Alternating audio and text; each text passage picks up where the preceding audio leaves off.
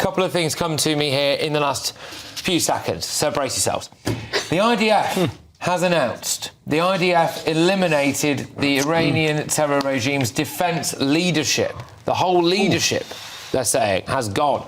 An IDF statement regarding the elimination of their entire defence leadership. So it's not just the Ayatollah, it appears to be most of his relatives and most of the people who were in charge of the Iranian Revolutionary Guard, the Ayatollah's regime. Now, I know a lot of our viewers and listeners, myself included, are very, very, very keen to find out how this affects us here. What does this mean for our terror threat here? And shortly, we're going to be going for a man who knows all about this at the Henry Jackson Society. It's Alan Mendoza. However, in the last 20 minutes or so, videos have started emerging online which appear to be from Tehran. And we're going to play them for you now. And again, these are reports coming out of Tehran. It appears to show people celebrating at the news of the death of the Ayatollah. I've obviously not heard these yet, so we're going to hear all of these for the first time together. I think we can play it for you now in Iran.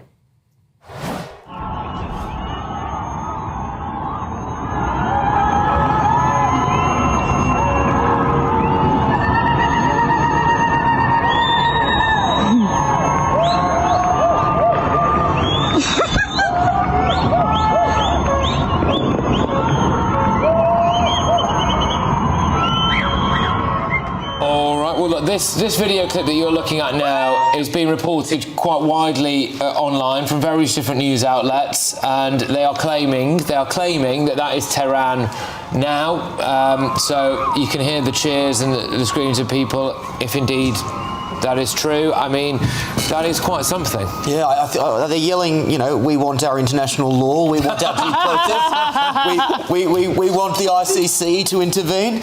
No, this is, in all seriousness, they are heartwarming images. I am in shock, to be honest with you. I am in shock. If that is the case, and not just the Ayatollah has been taken out, but so much of the leadership of the regime, that's incredibly promising. I don't think, though, that we should think that this is a done deal. It will still require people on the ground to be incredibly brave in coming days, weeks and months, but this is wonderful news. And, you know, as I was watching that, Will, similar to what you've just said, really, I was actually thinking, how can anyone in any other country say this was wrong when the people there are celebrating, they are saying thank you? Surely their view counts more than anything else. And, you know that those people are going to think that they can slowly reclaim a life that we, on this panel, take for granted every day. Yeah, and like I said before, I mean, I've just literally had a friend, a Persian friend, who's just messaged me just now.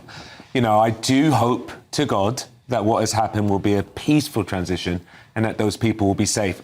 My concern is that we haven't yet seen that in the Middle East, but it might be. That's why I asked that question, is that Persians are made of different stuff. There is something about them where there won't be militias on the street, because that's what's happened. There won't be this power vacuum that people just, become lawless, and there is a peaceful transition. And if it is done, I guess everyone that has criticised Trump and Netanyahu are going to have to eat their words at this point. Yeah, including you. And I will happily do so if the outcome is amazing. I'm not one of these, I hate Trump, I hate Netanyahu. I just don't like war. But if this ends up where all of these people don't end up in the bloodbath and they're happy as a result, I'll be all for it. Happily. And look, I was emotional watching and hearing that. It's extraordinary, isn't it? And we should be just as celebratory. I mean, I said that before, right? Yeah. This guy is a brutal dictator who spread, not only was evil in his own country, but spread that across the world. But that evil persists, is the point, isn't it? Can I ask, is this clip that we've got on the screen now, the one we've got on it now, has that got sound we can take or not? Not at the moment, no, fine, because that is believed to be... that is, I think that actually was Tehran, but anyway, but basically, I'm quite keen for us to hear some of the reaction from Tehran. People who are obviously still inside. This one we're looking at now. Go on, let's just see if we can hear anything on this one.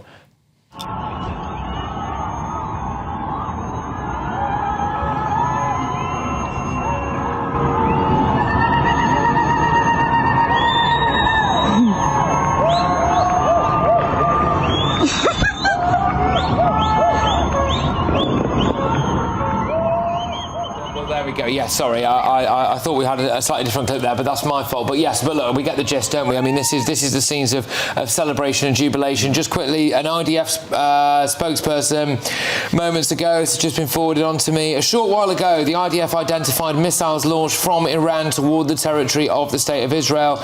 Defences systems are operating to intercept that threat. In the past few minutes, the Home Front Command has sent a precautionary directive directly to mobile phones in the relevant areas. Upon receiving an alert, the public is instructed to enter a protected space. So basically what that means is, despite all the news of the Ayatollah supposedly now being dead, and that appears to be being treated now as fact, the Iranians are still firing stuff over. Patrick, do you recall when the ISIS leader al-Baghdadi died, the obituary in the Washington Post called him an austere religious scholar? I can't wait to read The Guardian and the BBC to see what they come up with. Misunderstood religious leader. Misunderstood, great beard, tremendous beard. You know it's not going to say that. Family man. You know it's not going to say that, right? And for all we joke, I really do think that the Greens, for instance, we've been saying here they're supportive of the regime. I think they genuinely believe that what they are saying is not, that they just want peace and love and all that stuff. I think that's misguided. I think they're wrong, right? And naive.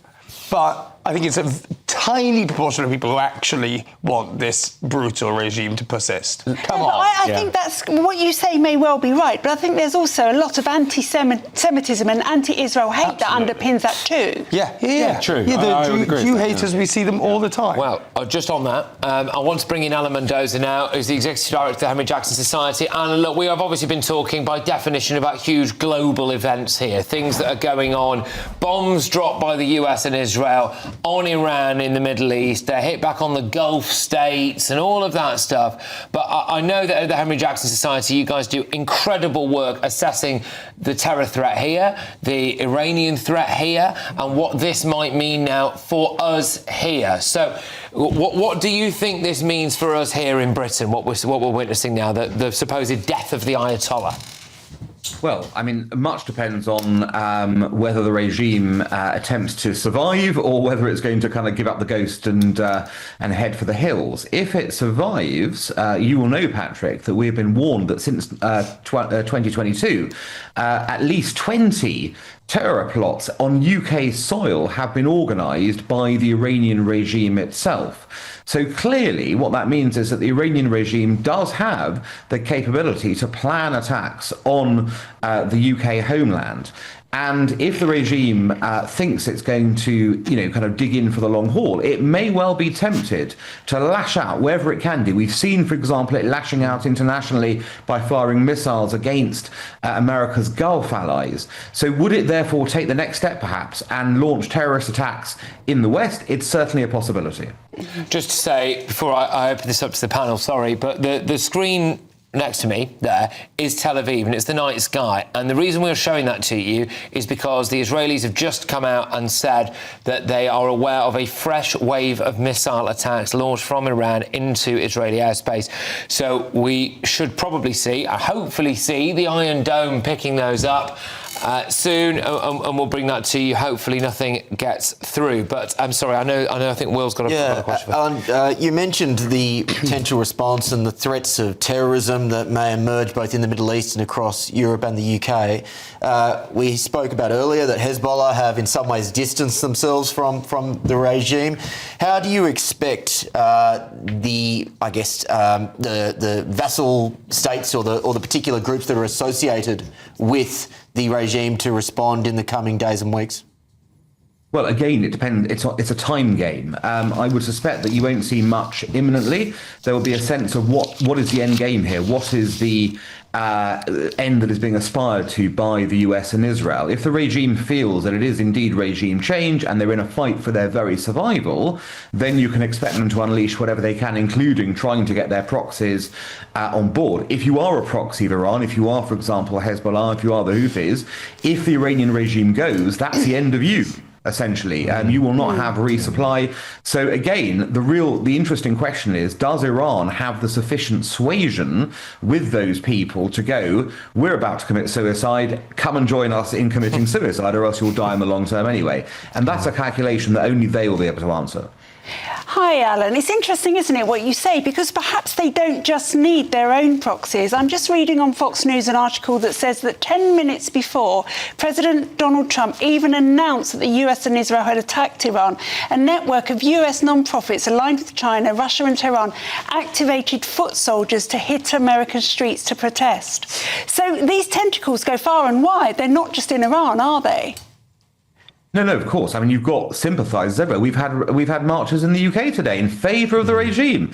It's absolutely extraordinary to imagine that anyone, as you were just saying earlier, anyone could come out onto the streets of the UK in support of this murderous, barbaric regime. And yet they have done, which tells you that there is a residue of people who are willing to come out in any way to try and defend it. Now, some of that will be because they have an ideological worldview that is, kind of friendly to the regime, and some of it will be, in some cases, because they're actually working for the regime. And we know that there are charities in the UK and other entities that have direct links to the Iranian regime. They haven't been shut down by the Charity Commission. They haven't been shut down by previous governments. And as a result, we have this body of Iranian, sort of co-conspirators who work with the regime, who are able to do things under our very noses. So we've almost facilitated those sleeper cells, haven't we? We've done it ourselves in the West. We've allowed these people in. We don't know always who they are. And we've almost welcomed them to set up and be ready for this kind of thing. Well, it's worse than that. We do know who they are. This is the worst part. We know who these charities are. They've been reported on multiple times. They've been investigated multiple times. The links are, kind of open. To give two examples, there is a mosque in Maida Vale where a representative, the supreme leader of Iran, sits on its board. And there is a school in Maida Vale, again, which is the official school of the diplomatic corps of the Iranian regime. So these are regime-linked entities. We know who they are, and we've done nothing about them. Staggering. Alan, I'm just going to jump in. I'm a bit of a cynical so-and-so, and I do hope to God that I'm wrong, and this is the miracle of miracles, and the Middle East becomes this sort of bastion of peace. But I'm curious about what you think. If it is the case that the Ayatollah's gone and there is some sort of peaceful transition, do you actually think that in our lifetime, for the first time ever, there will actually be peace in the Middle East as a result? Well, that's a big claim. Peace in the Middle East is a sort of very, very confused subject. But certainly, what we can say is that a lot of the instability in the Middle East in recent years has resulted from the Iranian regime dividing the Middle East. Firstly by supporting proxies and rebel forces all over the Middle East to keep trouble going. Secondly, to inflame the Israeli-Palestinian situation, and of course, thirdly, to directly menace its neighbours in various ways. If you remove that, I don't, for 1 minute think you're going to have automatically peace and all conflicts in the Middle East will go. There are numerous little conflicts there, but you end up removing the greatest source of instability, the one that's really tried the hardest to keep conflict going. And that can only be a good thing for that goal of peace. Alan, can I just jump in very quickly? What would your advice be to this Labour government? Shabana Mahmood was coming out this week, we hear, to say that, for instance, the by-election shouldn't mean the Labour go back on its reforms to asylum laws. This will change things even further. What else do they need to do now, both Shabana Mahmood and Keir Starmer, to show support? Well, the most important thing they should do is allow the US to use the US air bases in the UK that they have previously said they wouldn't allow them to use. It's really very simple. That's a bare minimum we can be doing in that perspective. And we also ought to be, and I think the Prime Minister said today that this was happening, that we've got assets in the air to defend our allies. That won't mean that we'll participate in offensive actions against Iran. We don't need to. Frankly, the Americans and Israelis don't need us in that capacity. But we should be helping our Gulf allies and our Israeli allies against assaults, that are focused on civilian attacks. And we should certainly be allowing the Americans to use their assets wherever they have them and not try and stymie what they're doing. OK, sorry to cut you off, but the latest reports that missiles are currently being intercepted over Tel Aviv. So that's missiles are currently being intercepted over Tel Aviv. I don't know if we have any of the live shots of that, but if we do, it would be good. No, OK, fair enough. Just also, look, relatively comical in a way, this, unless, of course, it turns out to be true, in which case you have to question what's gone wrong with both Israeli and American intelligence, which, would be quite something. In the last few moments, Iran has come out and said, The supreme leader is not dead. He is commanding the field. There's no evidence of that, obviously, although, of course, we still haven't seen any evidence of his death, but they are saying, I can tell you with confidence that the leader of the revolution is steadfast and firm in commanding the field. So the Iranians are denying that the Ayatollah is dead. They're also still launching attacks against Israel and presumably a couple of the other states in the region as well. I do want to emphasise, though, that both Israeli and American media are reporting with cast iron certainty that both of their respective leaders have actually seen the Ayatollah's body. So